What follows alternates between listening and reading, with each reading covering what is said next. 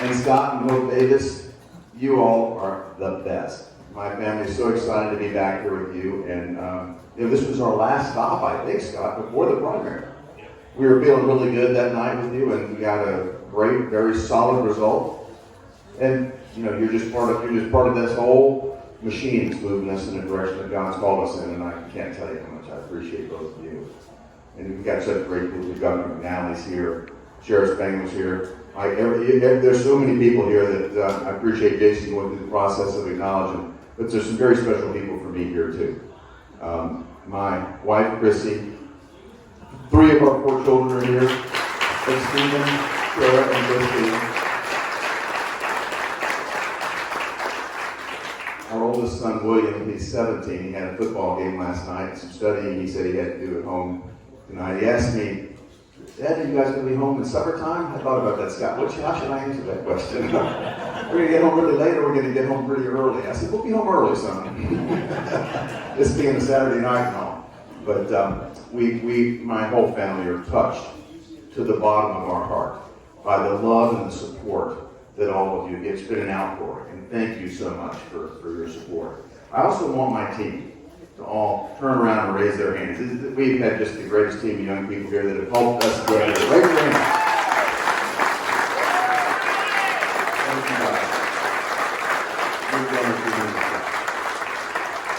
And I also want to thank their parents, their siblings. This has been a family affair in so many cases, and everybody has been just great. But we have accomplished what we set out to accomplish 13 months ago. Back then, when I talked with President Trump, I talked with a number of people about changing jobs, so to speak, leaving what our family thought was the greatest calling. Oh, Becky Doug-Yamasity is here too. Great to see you, Becky. Sorry I didn't see you. I just walked in. I've been door knocking. Okay, good. Well, everybody got to get out and vote for Becky too. But 13 months ago, we laid out our plan. Our goal was to win a majority of the primary vote. We backed into the numbers. We thought we'd need to win then by about 12 points above the next closest competitor. We kept our heads down. We executed. We delivered through a pandemic. We built the team that we needed to build, and we delivered. We won a majority of the primary vote. We won by 11.54%. I'm still wondering why we didn't get across the 12% line, but really, really a great result in a very challenging environment. And I can't thank all of you enough again for helping us get there. We've got another goal to attain now. We need to win the general election. And what we can't let happen is what happened in the Democrat primary. There was an upset there because the front runner took it for granted. You know what happened? A person that had raised very little money came in. BLM moved into the area where she was from. BLM moved into Shelby County and some of the surrounding areas. They organized it. That wasn't reflected in the fundraising numbers, but it was reflected on election day. And we're not going to let that happen again. The ACLU moved in 2 weeks ago. They started their voter registration campaign. The DNC, we haven't been able to confirm this, but we've heard they've given her $500,000. Act Blue has contributed over $300,000. That's $800,000 plus right now. This is not chump change. They're positioning themselves so that if something were to happen, some surprise in October perhaps, that they'd be ready to move. So we're not going to let it happen. We're going to be out every day of the week, executing just like we did in the primary. And thank you all for your help and your support to get us there too. Our budget's about 30% of what it was in the primary. It's a shorter runway, but we're going to deliver every day, and your help making it happen really will make a difference. So thank you all for doing that. It's a momentous day today. Our president just nominated his 3rd Supreme Court justice.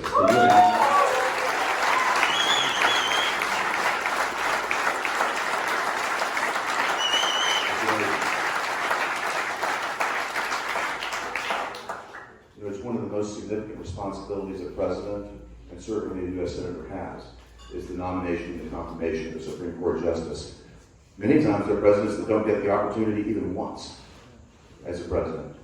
We've now got 3 in the first term. So it's going to be a pretty noisy time, I think, in the media over the next few weeks. But this is something that we can do and we should do in terms of getting this candidate, this justice candidate, confirmed in the United States Senate. And I feel very good about the prospects of getting that done. This will also heighten the choice for America. Do we want justices that interpret the law, that interpret the Constitution as it was written and fight to preserve it? Or do we want people coming onto the bench that are liberal activists, that will tear the Constitution up, that will make up law? That's what Joe Biden wants. And the Democrats have been very clear.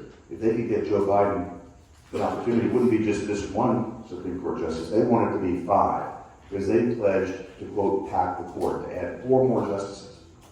That would forever change the complexion of the court and the direction that this nation is heading in.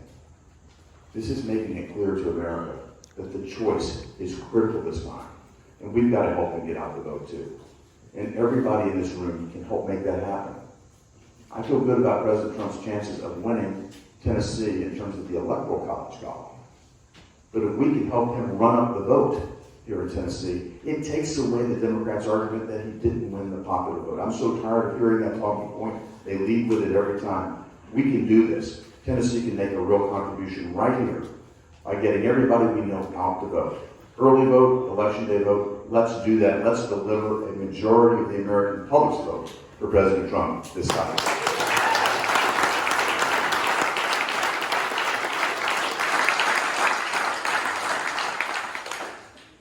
You know, I've been out from one end of the state to the other, we're continuing to do that. And the people of Tennessee are making it very clear what's on their mind, what their priorities are. And number 1, jobs and the economy. They want to see our economy back again. They want to see our economy roaring. And I'm so optimistic about what that means for Tennessee when we do get back to full force. A lot of you know this. I served as the economic development chief back at a time when things weren't going so well for Tennessee. Governor McNally remembers this. Our unemployment rate, when I came in to be economic development chief, when we shifted from a Democrat governor to a Republican governor, Tennessee was in the bottom half based on unemployment. We were we were above the national average in our unemployment rate.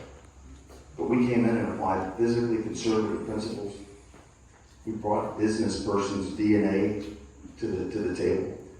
And over the next 4 years while I served there, we turned this state around. Tennessee became the number 1 state in the nation for creating jobs through foreign investment on my watch. In 2 years in a row, we were named the State of the Year for Economic Development. It had never happened before. Kirk Elson, you were there with me, part of the team to do that. So we can make that happen in Tennessee again. We can make it happen in America again.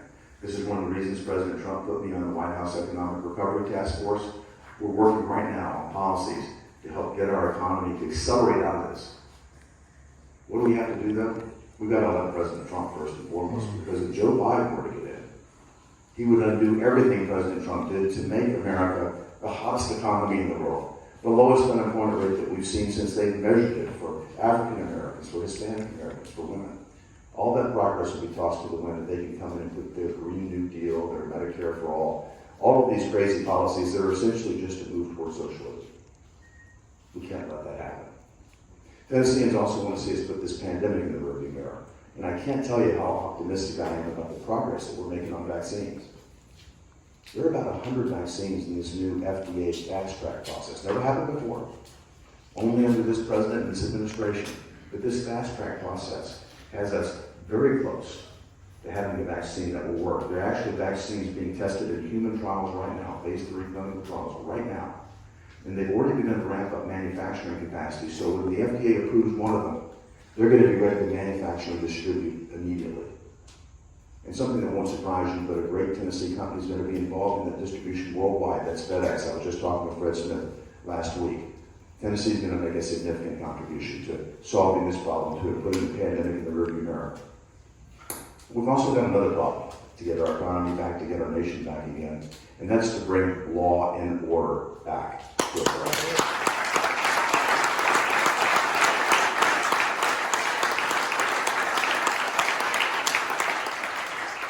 General, we were talking about this when I was with you just yesterday. I think it's incumbent on all of us to let our sheriffs, to let everybody involved in law enforcement, our police chiefs, our attorneys general, let them all know that they've got our support every day of the week. It's disheartening when they turn on the TV and see what's happening in Portland and Seattle and Compton. We can't let that happen in America. We've got to bring this to an end. And I'm convinced we can do it. But if we don't if we don't make certain that President Trump wins this election, the Democrats are taking power. Their philosophy is to defund and dismantle. That sort of chaos, that sort of bedlam, has no place in America. We will not recognize our country. So again, as many people say, this is the most critical election in history. I really believe this time that's true. So thank you for your support. It will not only help President Trump, it'll help me get elected. It will help every one of our candidates down this ballot that are running here in Tennessee get elected. It couldn't be more important. You all are wonderful to do this, to be here to support me, my family, President Trump, and all the Republican candidates that are running. God bless all of you, and thank you.